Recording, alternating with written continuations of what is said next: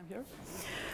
So I want to, in these lectures, I want to discuss the birational geometry of M0 M bar, so the moduli space of stable rational curves with n markings. So the inspiration for this is the Harris-Mumford theorem that mg bar is of general type if g is at least 24. And in their proof, what they did was to exhibit an ample and an effective divisor in mg bar. And so it was about the understanding of this divisors on this moduli space that led to this theorem. So here we're going to be interested in that sense in divisors on M0 M bar, in ample and effective divisors. So today I'll discuss an introduction to these questions, and specifically a question of Fulton that is about what role does the boundary play in these questions. And I'm afraid this may be actually the most technical of the three talks. But okay, afterwards I'll explain how some of these questions can be reduced to a case of surfaces. So more specifically, you can reduce to certain rational surfaces, which we call elliptic pairs. So this will be a rational surface with an elliptic curve on it. And the birational geometry of this surface can be related to the arithmetic of the points of this elliptic curve, which is going to be defined over the rational numbers. Okay, so let me just recall for everyone that so I'm looking at the Mumford-Knudsen moduli space.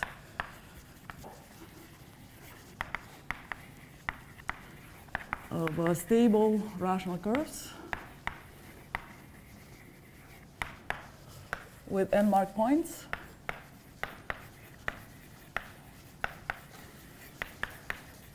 Yes, and I will work over a field of algebraically closed of arbitrary characteristic. And so this is a moduli space is a compactification of the configuration space, we can call it this way, of n distinct points ordered on P1.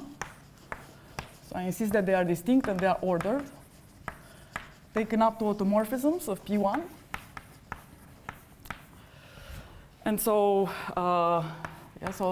what is nice about genus 0 is that this is becoming very explicit.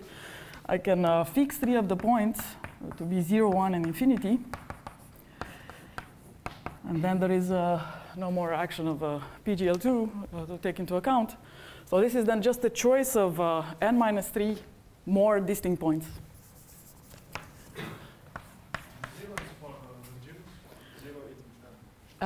Stable rational curves. I will recall, but it's arithmetic genus 0 curves.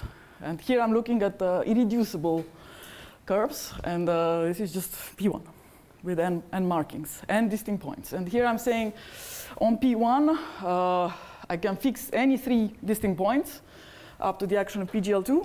So let me say again. So I want to identify two such pairs if there is an automorphism of P1 that takes the first marking to the first marking, second marking to the second marking, and so on.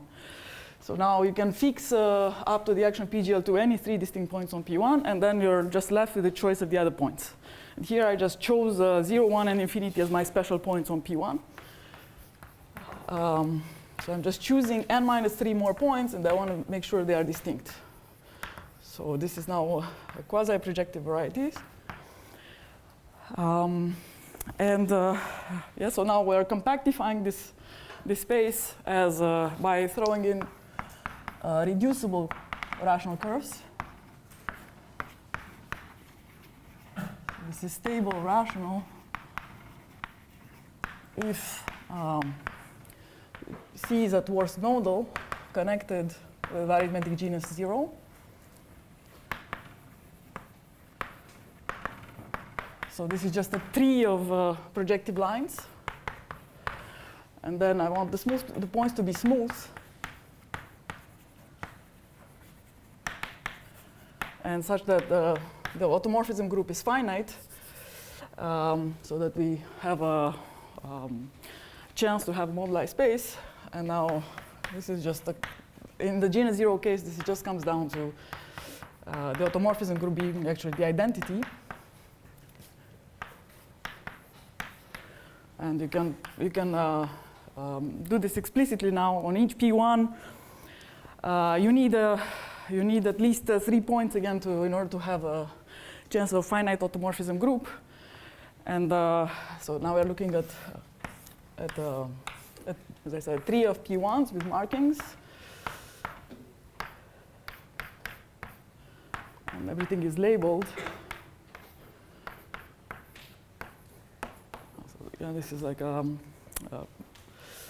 stable curve with 10 markings. And then this condition, as I said, is just a condition of having at least 3 special points on each P1, where special just means a marking or a node. So you can formulate this also by saying that the dualizing sheaf of the curve twisted by the points is ample, has positive degree on every component. It's this combinatorial condition. Okay, and so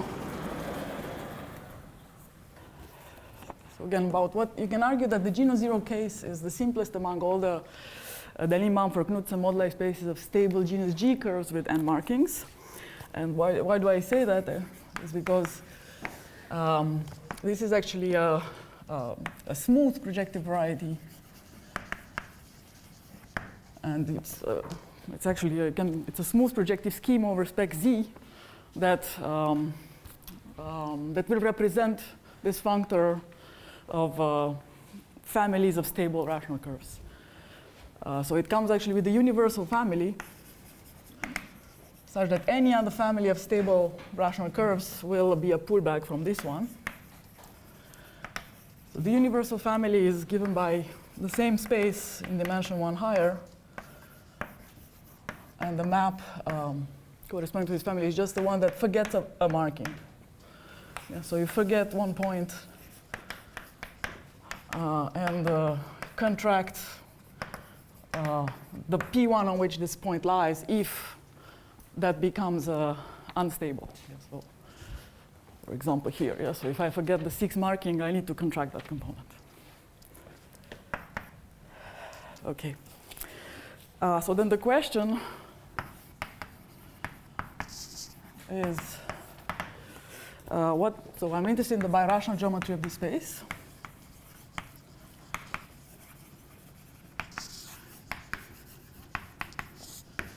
And specifically, as I said, the role of the boundary.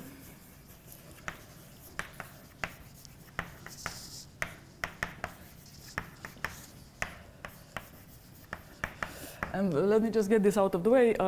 So M0 bar is actually a rational variety. Yeah, so it's not a question about whether this is rational or not. There is a theorem of Caprano that's very explicit that says that there are n different ways to realize this as a blow-up of a projective space, an explicit blow-up of a projective space. So there are maps, one for each marking. So these are coming from some tautological line bundles on this moduli space, which I'll call psi I. Caprano map. So these are some base point 3 big divisors, complete linear systems coming from these tautological line bundles. And they describe M0 bar as a blow-up of n-1 general points and all the linear subspaces spanned by them.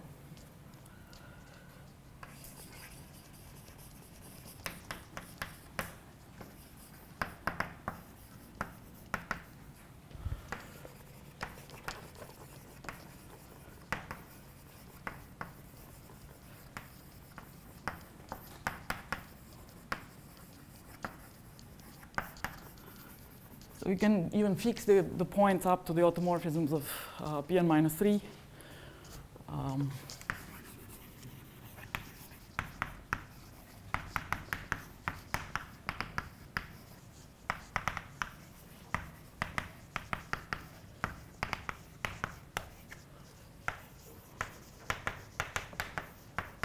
And you can see also that this is defined over Z. There is no dependence on the there is no moduli in this problem. Yes, there is no. Okay. And so we're blowing up n-1 points, and then we're also blowing up n-1 choose 2 lines, n-1 choose 3 planes, and so on. And so So while the geometry is very explicit, the Picard number becomes exponential in n. Okay, this also says that in the first few cases where n is at least when n is 4, this is just P1. When n is 5, this is the blow up of P2 at 4 points.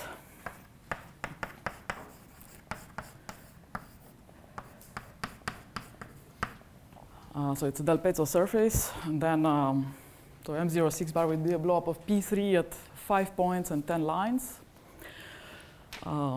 Just as a fact, that's also the desingularization of the Segre cubic, the only cubic with 10 nodes. Okay, and so to discuss the birational geometry, I need to say a bit about the Picard group and the Chow-ring of the space.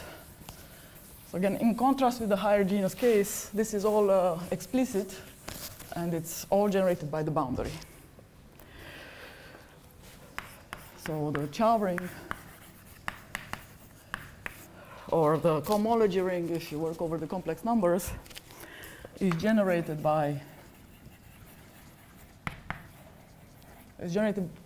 classes of boundary strata.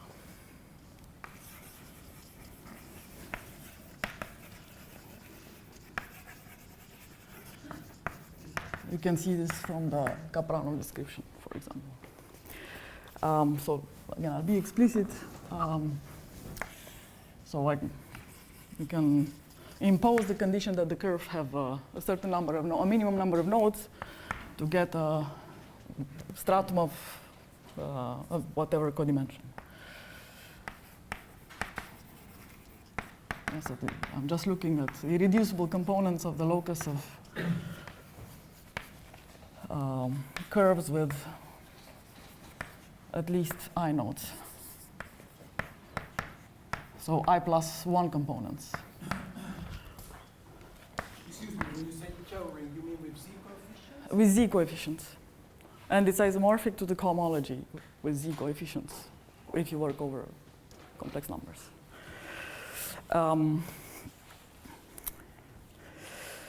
So it's just the fact that we're blowing up a projective space first at points, then we're blowing up lines, and then proper transforms of linear subspaces, which all have the same kind of structure. So it's blow-ups of a projective space along points, lines, and so on.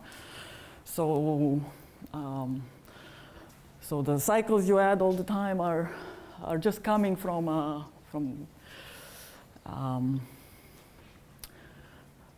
the exceptional divisor that you're introducing each time, which are exactly the boundary. Okay, so as I said, so if you impose that the curve have at least I nodes, that's having a node is a codimension 1 condition. So the boundary strata, the boundary codimension 1 strata are exactly what we call the boundary divisors.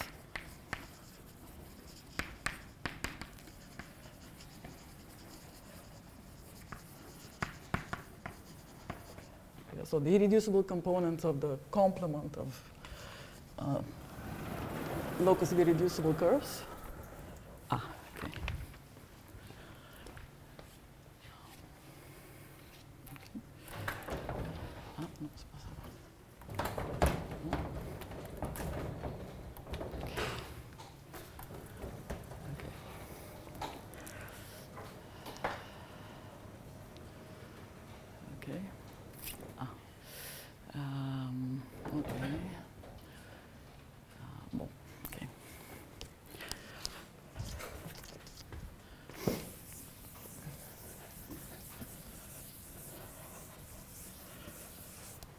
Okay. Yeah, so the boundary divisors are just they correspond to like a partition of the set of markings. Yeah, so and then they take the closure of the locus of curves which have 2 components with markings from one one of these sets on one component and the others on the other. And so this is now an irreducible subvariety which has a similar structure. So it's isomorphic to a product of two M0 n bars of smaller dimension.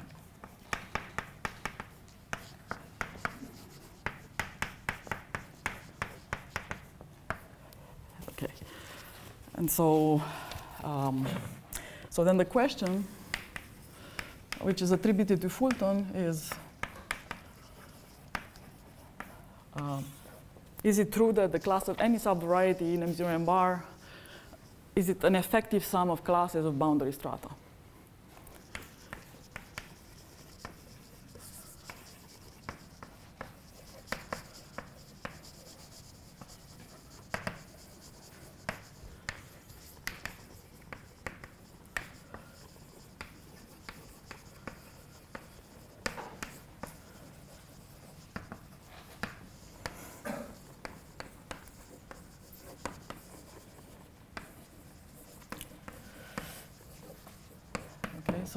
So we know it is the class of any subvariety, codimension I will be a linear combination of codimension I, classes of codimension I strata. This is just the fact that the Chow ring is generated by them. But now I'm asking, is it, can I write effective cycles as effective combination of these boundary strata, at least numerically? So this is in some way where we are asking, is M0 n bar similar to a toric variety? Yeah, so on a toric variety, you have, again, a similar stratification of the space into torus invariant strata. So there is a cellular decomposition into open tori. Here we have a similar cellular decomposition, except the cells are a bit smaller. Yeah, so there are these some opens in a torus. Products of, yeah, so the cells are products of M0Ns. And so we're asking, is this similar to a toric variety? So the case of curves is what's known as the F conjecture.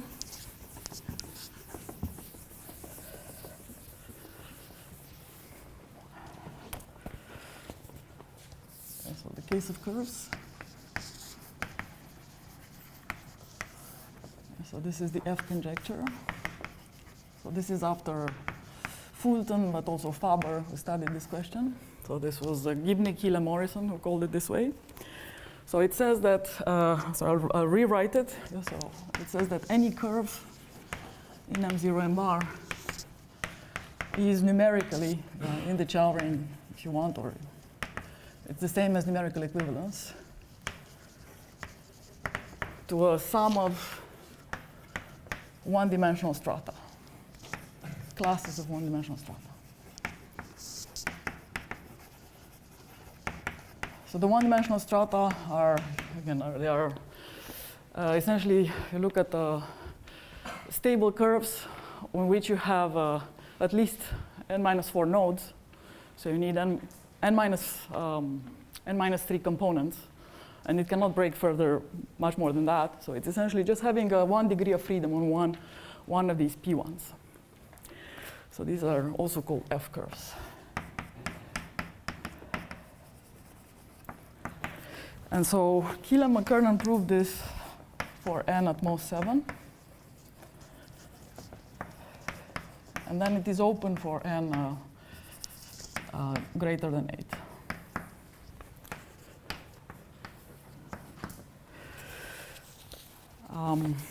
Okay, and then, so here maybe it is important to mention that n equals 7 is exactly the boundary where the anti-canonical divisor stops being effective. So this played a role in this proof. Yeah, so I should say that although these spaces are rational and very explicit, the anti-canonical becomes somehow negative as n grows. Yeah, so is not effective, not even pseudo-effective, if n is at least 8. And then, yes, it is ample only for n4 and 5. And then, okay, for n equals 6, it is a big NF. Yeah, so this is a weak Fano if n is 6. And then it's a M07 bar is a low Calabi-Yau. So minus k is effective for n equals 7, but it's not. It's neither NF nor effective. And so, so this conjecture is interesting because of a theorem of Gibney-Kiel and Morrison that says that if this is true for all n, the similar statement is true for mg n bar for all g, all n. So I think it's this theorem that put the focus on genus 0. Yeah, so if F conjecture is true for M0 n bar for any n, then F conjecture in the same sense is true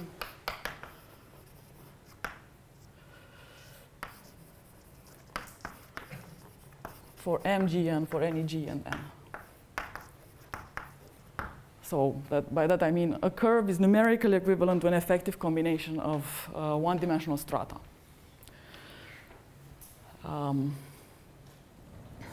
Okay, and it can be made even more specific. So the idea behind this, the proof of this theorem is that there is something that happens for genus at least 1 that we don't know it happens for genus 0. Namely that a divisor, you can detect if a divisor is NF on mg n bar, if it is NF on the boundary. So it's actually an if and only if statement, if genus is at least 1. And so the question is in some way, is that the same true for genus 0? And that's what this conjecture essentially says.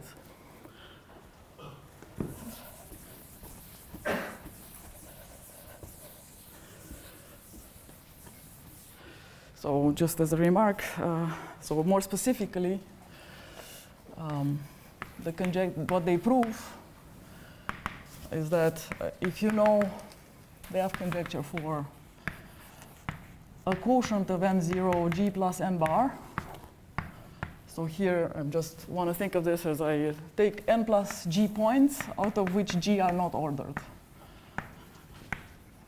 So I quotient out by the symmetric group, and then the others are ordered. If you want, you can think of this as a locus that lives in M0, in MGN as a locus of curves with elliptic tails.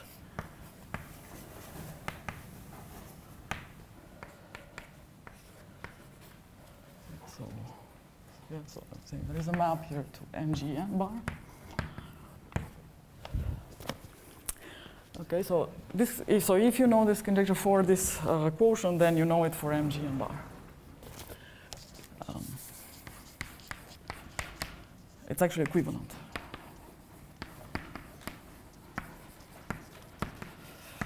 So the conjecture on M0 n plus 1 bar is equivalent to the conjecture on M1 n bar.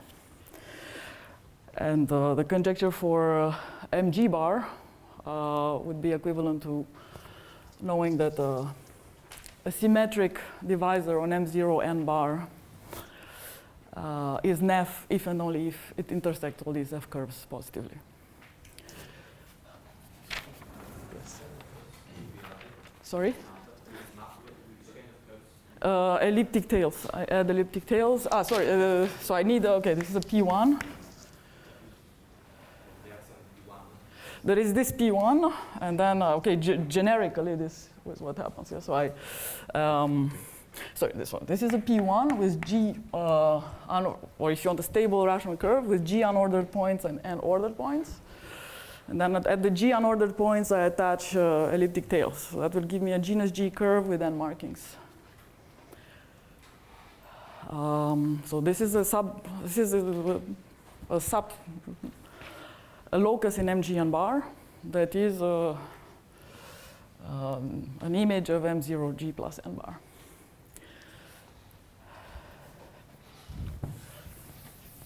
I have a question. Yes. Sorry, you have to use the microphone.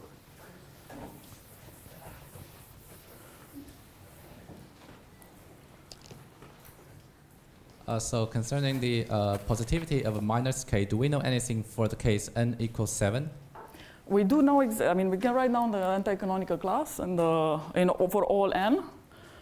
And we know it is not pseudo-effective if n is at least 8. And then for n equals 7, it's something like, it's effective, but not big and not nef. So we can write it as, yeah, okay.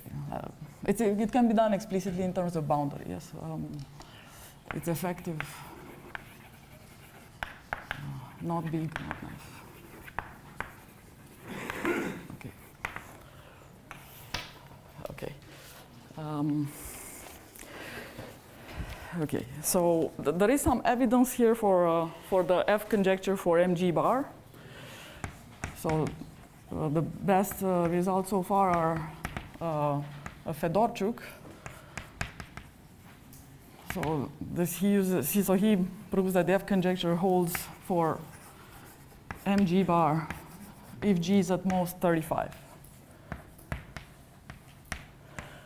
And it does go via this kind of argument. So, but it essentially all relies on M0, on the fact that the Fulton conjecture, the F conjecture, holds for M0 7 bar. Okay. So I mean, the attractiveness of these conjectures is that it gives a combinatorial way of checking ampleness for a divisor on MG n bar. You just have to check that the intersection with all these finite list of curves is positive.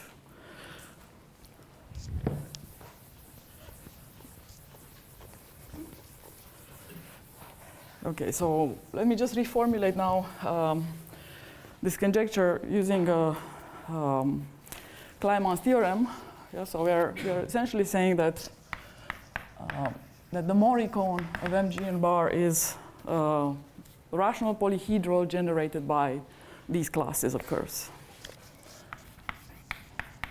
So this is a Mori cone.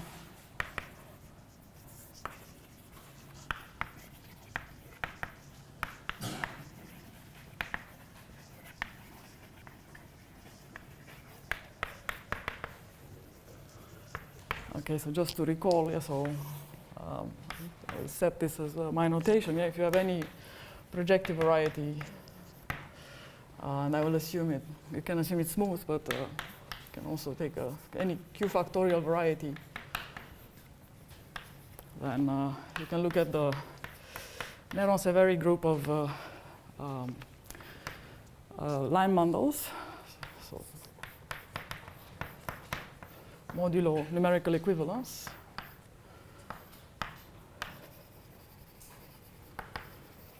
So two line bundles are equivalent if they intersect all curves in the same way. And I want to think of the group of cycles, of one cycles, as the dual of this. So two one cycles are equivalent if they intersect all Cartier divisors in the same way. Okay, and then so the Mori cone is just the closure of the cone spanned by effective one cycles.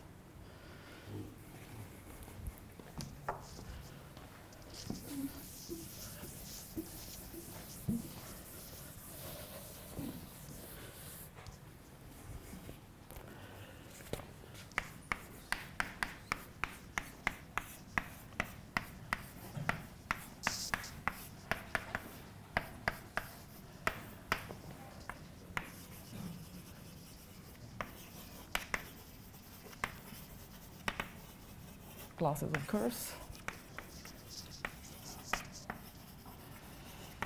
Yeah, so this cone is generally not always closed.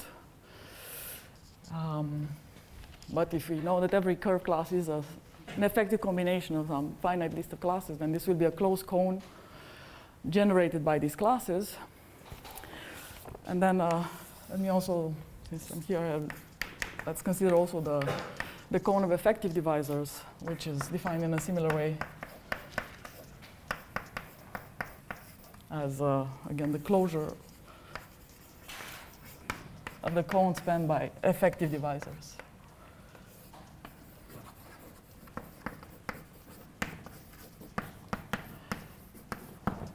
Okay, so I want to come back to the case of curves, but I want to first say something about effective divisors also. So because so my second and third lectures will be only about divisors. So the case of curves is basically part of the motivation, and that's where the open questions, most of the open questions lie.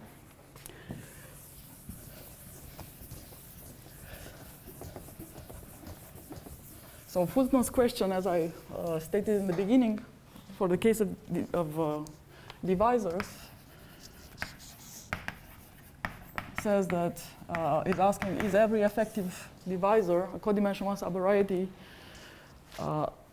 numerically a sum of boundary divisors, of classes of boundary divisors?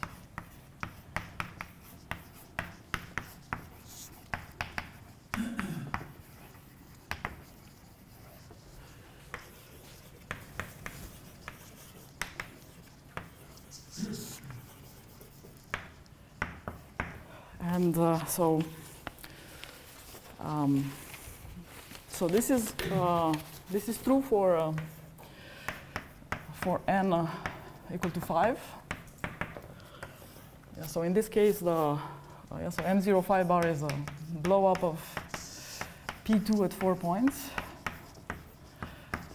And in fact, so Caprano's theorem can be made more precise to say that every boundary divisor can be contracted by a Caprano map. So for example, here, every boundary can be an exceptional divisor for a birational map to P2. So every boundary is a -1 curve. And then there are 10 boundary, and there are 10 -1 curves. And now for every Del Pezzo surface, the -1 curves will span the effective cone. Classes of these will span the effective cone.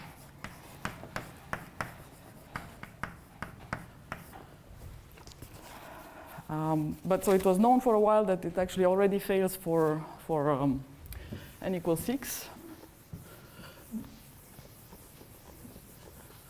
So there was a counterexample of a divisor on M06 bar.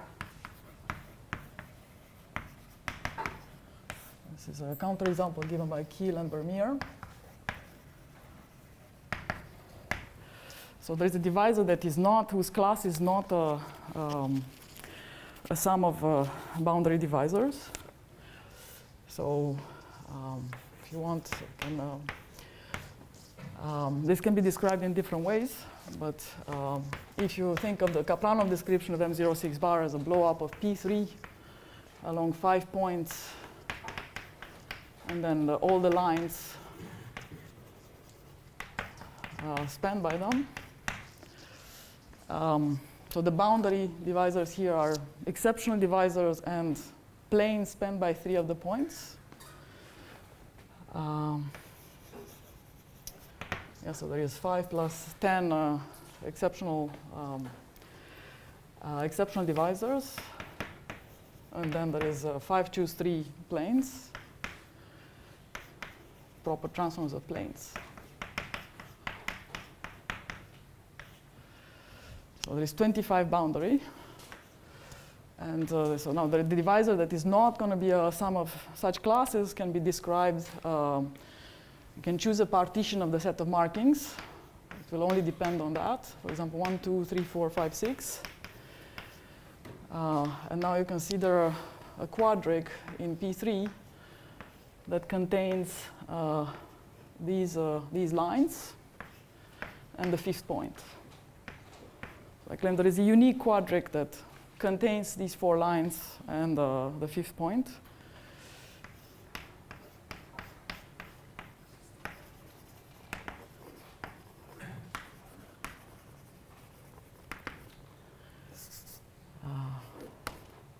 That contains all the points and then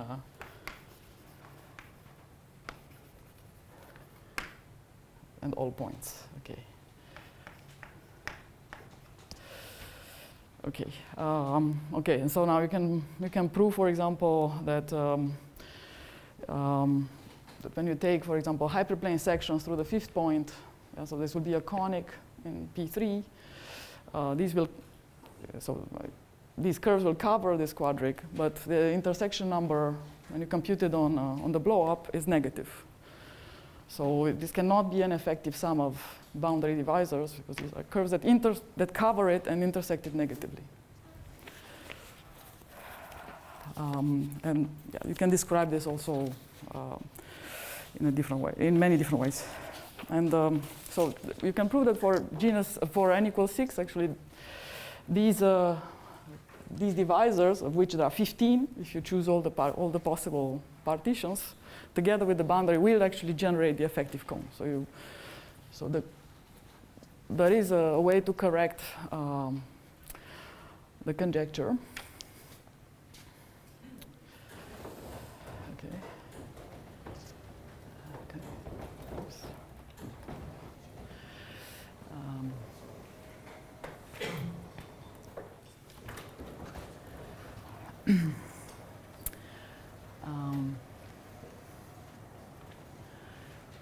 Okay, and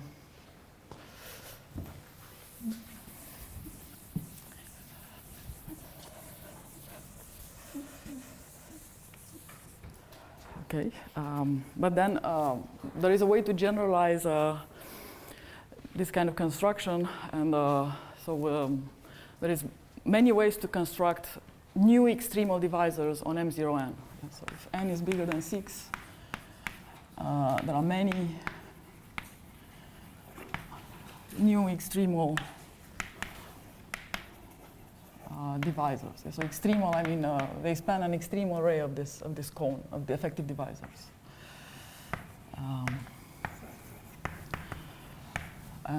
So this is a work of several people.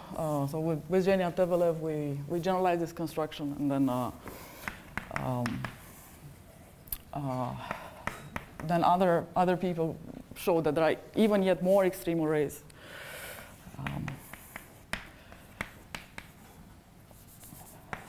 And so there was this sequence of examples of many new extreme arrays. So in the end, the reason for that is actually this cone is not, in fact, finitely generated if n is sufficiently large. So the theorem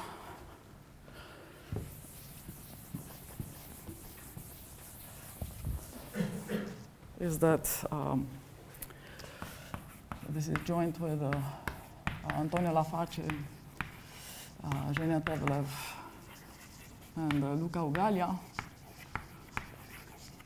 This is from 2021. Is that in fact in all characteristics the effective cone is not polyhedral if n is at least 10. So it is open for 7, 8, and 9. And so, okay.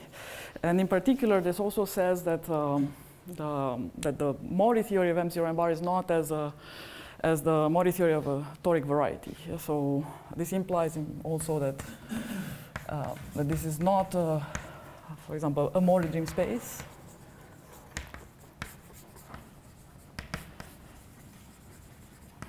So this was introduced by Hu and Kiel as a generalization of toric varieties, where the Mori program works as expected. So all the properties of being Neff or effective can be detected combinatorially. in particular, any Neff divisor on the Mori space has a multiple which is base 0.3. And all the cones of curves or effective divisors are all polyhedral. Okay, and so I wanted to go back to the case of curves for the last few minutes and say a few words about how was about the proof of Keeler-McKernan and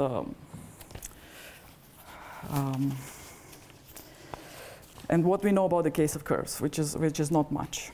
Yeah, so the Keeler. So again, back to the curves case.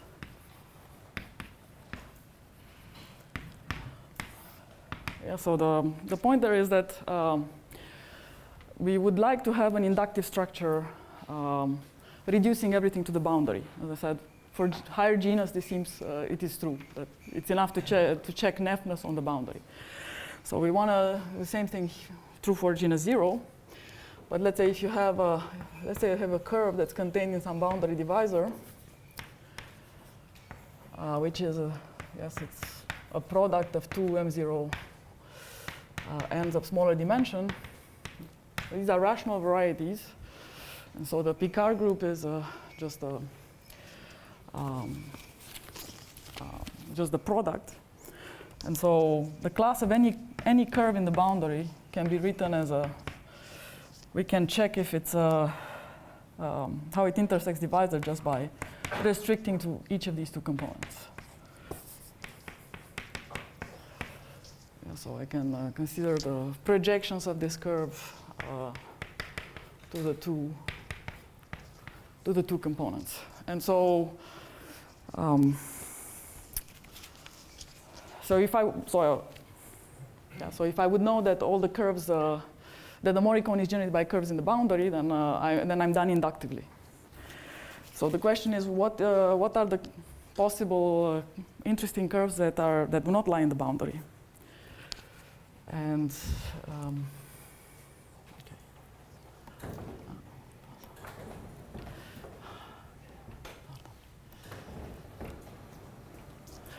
okay.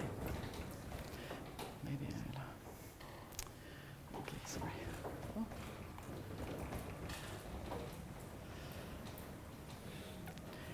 Okay.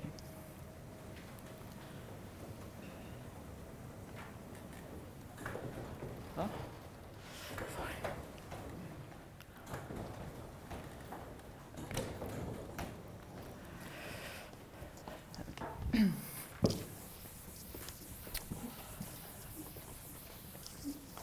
So the result of Keeler-McKernan that is that basically tells us where to look for interesting curves is that if you have a curve in M0 M bar which intersects the interior, and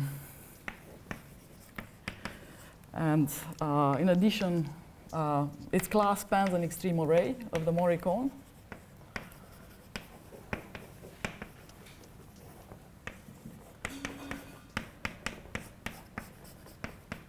And in addition, we want to assume that this Mori cone is polyhedral in the neighborhood of this extreme array. So one way to say that is that this is an edge. Then it has to be a curve that is rigid in a strong sense. Okay.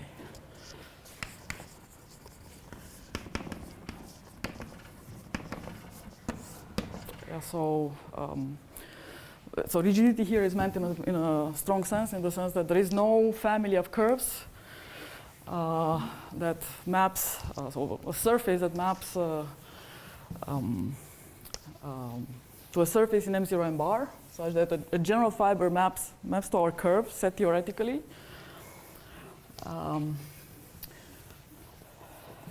Yes? Can you recall what is an edge? So an edge, I just mean that there are supporting hyperplanes. So the cone is polyhedral in the neighborhood of this ray. This is an edge.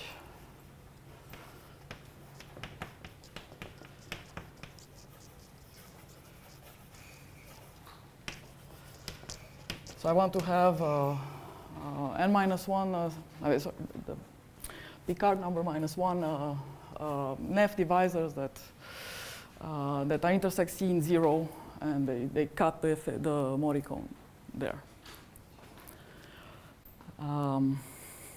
Okay, and so just to wrap up, so the initial hope of Killian-McKernan was that that this is always true. So the Mori cone is polyhedral, for example, because maybe it is a Mori-dim space. And then it seems very hard to construct rigid curves that intersect the interior. Yeah, so it seems there is an arithmetic flavor to these questions. So let me just say that this would be an interesting curve to look at if you can construct, for example, let's say a rational curve, which is defined over a ring of integers in the number field. So R here is a ring of integers in a number field.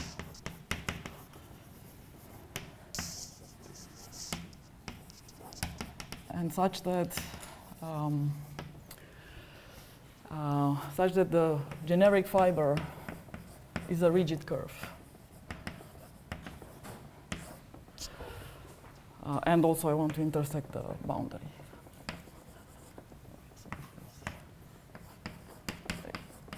Sorry, the interior. So I don't know any example of such curves. So in the examples that you can construct, so I say these two hopes that the Mori cone is polyhedral because it's a Mori space. This is turned out to be false. And then, in fact, this expectation that there are no rigid curves is also turned out to be false. So you can actually construct rigid curves. So in the rigid curves such as